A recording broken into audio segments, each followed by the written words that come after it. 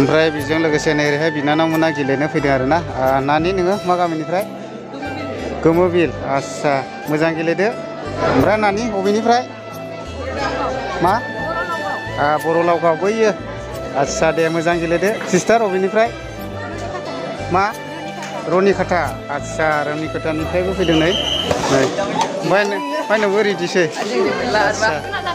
औ ओमफ्राय देरहागोन बायदि मोनखादों दा औ नाजादो दे हेल' एभ्रिवान बरायबाय दिनैनि गोदान भिडिअ'आव दायो आङो दंफैयो चिरां डिस्ट्रिक्ट खयलामयला बाजाराव दायो बेयाव बेबायदिनो उसुनिफ्राय डिस्ट्रिक्ट चेम्पियनशिप स्पाइरिं जागासिनो दङ अनलि चिरां डिस्ट्रिक्टनिल' दा बेयावहाय जायानो उइनार जागोन बेनो माने स्टेटआव गेलेहैनो मोनगोन आरोखि दा आं नोंथांमोननो भिडिअनि गेजेरजों जा हायो शेयार खालामनायनोसै नोंथांमोना भिडिअखौ नायलांबानो जाबाय आरो ओमफ्राय नैबे बाबुमोनाबो गेलेगोन आरोना ओमफ्राय नोंसोर मा गामिनिलै बाबु रानिखाथा आस्सा मोजां गेलेदो नै गासिबो रेडिजोब आरोना नै आरो बिनानावमोनाथ' गेलेखागोन अलरेडि औ नायदो ओमफ्राय नोंबो रेडिखासै ने आस्सा मोजां गेलेदो नै ओमफ्राय नै ओरैहाय माखासे प्रेक्टिस खालामगासिनो दं आरोना नोंथ' देरहाबाय ने फंबाय ओमफ्राय मा गामि लावगाव ने अ आस्सा बै लावगाव औ आस्सा दे ओमफ्राय नै ओरैहाय माखासे बिनानावमोना प्रेक्टिस खालामगासिनो दं आरोना नै औ नानिया मा गामिनिलै मा खासिखत्रा आस्सा दे मोजां गेलेदो ओमफ्राय नै बिसोर गासैबो फंबायमोना गेलेजोबगोन आरोना ओमफ्राय फंबाय मा रोखोम देरहागोन दा औ दे मोजां गेलेदो दे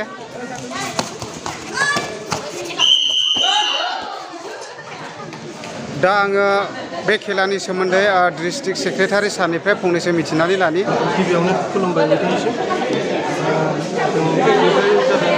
थर्टिन चिरां डिस्ट्रिक्ट चेम्पियनशिप खालामनाय जादों बाजार कमप्लेक्सआव खैलामैलानि बेवहाय गेलेनानै जोंना बे डिस्ट्रिक्ट चेम्पियनशिप जानाय मानसिफोरखौहाय जोङो स्टेटआव लांनाय जागोन स्टेटआ नैबे एप्रिल दाननिनो लास्ट उइक बा मेनि फार्स्ट उइकआव जानो हागौ दा डेटआ थिग जाथ'वाखै आरो बेनिफ्राय नेसनेला जाहैबाय मेनि 15 to 20 जागोन माबायाव जागोन बेयो पुनेयाव महाराष्ट्रआव नेसनेल चेम्पियनशिपआ बेनि थाखायनो जों दा डिस्ट्रिक्टखौ चेम्पियनशिप खालामनानै लाग्रोबाय बेनि थाखाय बिनि उनाव जोङो स्टेटआव लांनाय जासिगोन आरो बेजों लोगोसे दायो माखासे बे खेलानि सोमोन्दै माखासे लाइमोनफोरनिसिम मा मेसेज हरनो गोसो गोबाङानो बेबायदिनो माखासे ड्राग्सफोरजों गोरोबनानै थायो दा बिनि सोमोन्दै सारा फंनैसो मा मेसेज हरनो गोसो जोंनि फैबाय थानाय लाइमोनफोरखौ जाहाथे बैफोरबायदि फेग्रा मुवाखौ लायालासिनो बा बाहायालासिनो जोंनि नैबे माखासे स्पर्ट्सफोरखौ बा स्पर्ट्सआव गोबां रोखोमनि दं जेनेबा फुटबल जेनेबा जोंनिया नैबे उसु दस्रा इभेन्टफोरबो दङ मोनफ्रोम जिखिजाया गावनि गोसो बायदि बासिनानै बेफोरखौ गेलेयोब्ला मोजां जायो आरो गावनि देहानि थाखायबो मोजां आरो स्पर्ट्सजों केरियारबो दानो हायो जोंनि उसुनिफ्रायबो गोबां बिदिनो साख्रि मोननाय थाबाय आसाम पुलिस आसाम कामान्ड' गोबां SSB CRP BSF चिरां डिस्ट्रिक्ट हिसाबैब्लाबो बहुद जोंनियाव दा 8-9 जनसो दंसै आरो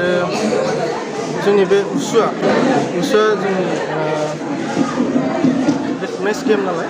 बेखायनो बेफोरबायदि थाङोब्लासो एसे मोजां जायो आरो आनरिकगनाइज गेमफोरखौ गेलेयोब्ला बारा खामानि होआ एक्सेप्टेबोल नङा बेनि थाखायनो जोंनि फैबाय थानाय लाइमोनफोरखौ बिदि रिकगनाइज गेमफोरखौ गेलेनो थाखाय आं खावलायनाय जायो दा गोजोननाय थाबाय सानैसिम बेखिनिखौ मिथिहोनायनि थाखाय दा थेंक इउसै आरो बेजों लोगोसे बेयावहाय नै नेसनेल जाज सारमोनबो दंफैयो दा बेबायदिनो खेलाया जागासिनो दङ आरो बेयावहाय जायानो उइनार जागोन बेनो माने स्टेटआव गेलेहैनो मोनगोन दायो माने अनलि डिस्ट्रिक्ट खेला आरो दायो बे नानिया गेलेसिगोन नै बियो खैलामैलानिफ्राय लिना इसवारि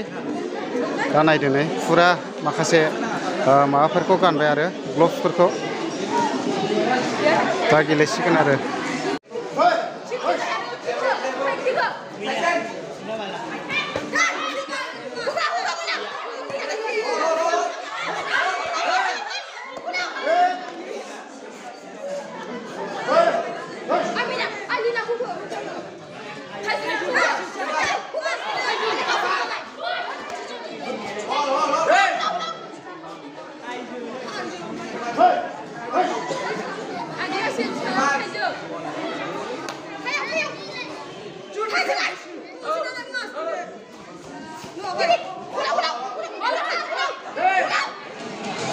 दायो नैबे फंबाया गेलेसिगोनलाय